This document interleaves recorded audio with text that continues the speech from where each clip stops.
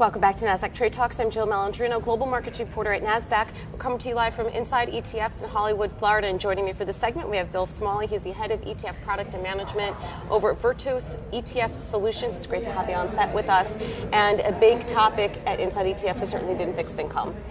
So Virtus, tell us, why are you at Inside ETFs? What are you hearing about the fixed income conversation? We're actually talking about income without particular attribution to an asset class. So we have some interesting and innovative fixed income solutions, but also some equity income solutions as well. We've actually been talking a lot with advisors about preferred stocks, which sit kind of neatly between fixed and equity income. And in the search for yield in this interest rate environment, it's on everybody's mind. Why do you think investors and financial advisors need to rethink their income strategy? The bottom line is yields are low. They have been low for a while. We are of the view that that is likely to persist. We're certainly hearing those concerns out in the field.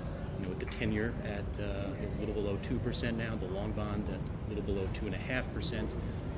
A lot of investors have income needs at 3 and 4% yields, and it's just not easy to do a kind of traditional approach to portfolio construction. Yeah, particularly we have so many baby boomers that are going into retirement age, and they don't have the opportunity or the risk tolerance to go through another cycle with yields and equity up and down. Yeah. So let's talk about more of these non-traditional sources here. You mentioned preferred stock before. Let's dive more deep into that. Higher yields, a little bit low correlation compared to other instruments that are out there. Yeah. Preferreds, I think, historically are a bit of an overlooked asset, and that they don't really fit neatly in any one category, so a lot of folks don't know what to do with preferred stocks. They have low equity beta, lower volatility typically than equities, have some bond-like attributes, and they have considerably higher yields in most cases.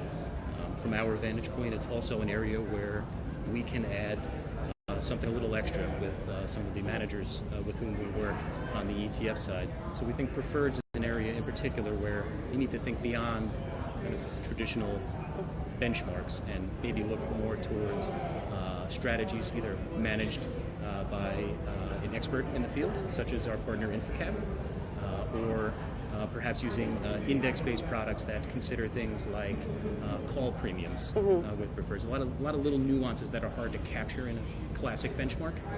So advisors who are really looking under the hood, trying to deconstruct portfolios to assess what that yield actually is delivering for their portfolio, have been gravitating towards some of the products that we offer. Senior bank loans. That's the first time I've heard this mentioned at the entire conference.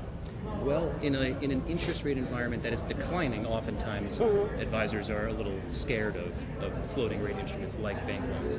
Actually, historically, they are strong performers across full market cycles. And depending on how the yield curve is looking, they could be a really compelling investment, we think, particularly alongside perhaps a couple of non-traditional income strategies such as preferreds. Yeah. If you don't want to take an interest rate bet directionally, we counsel diversifying across different product types. And if you go even a little bit more alternative, you have a couple of ETFs that involve private credit and also real estate. So private credit, index-based ETF that we launched earlier this year has got actually tremendous traction. It's already raised $200 million. So we're quite pleased with the response to that. Again, another higher yielding, certainly non-traditional asset that we're talking about with advisors kind of for the first time.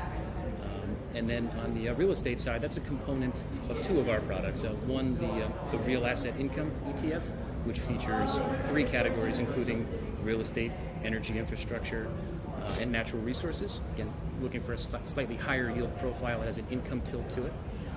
And then finally, we have a REIT preferred strategy, so another flavor of preferred stocks, this one index-based, that is specifically targeting preferred securities issued by REITs, which is quite different than broad-based preferred benchmarks that tend to have a significant overweight to financials. All right, Bill. Great to see you inside ETFs. Thanks for joining us. Thanks for having me. And thanks for joining me on Trade Talks. I'm Jill Malandrino, Global Markets Reporter at Nasdaq.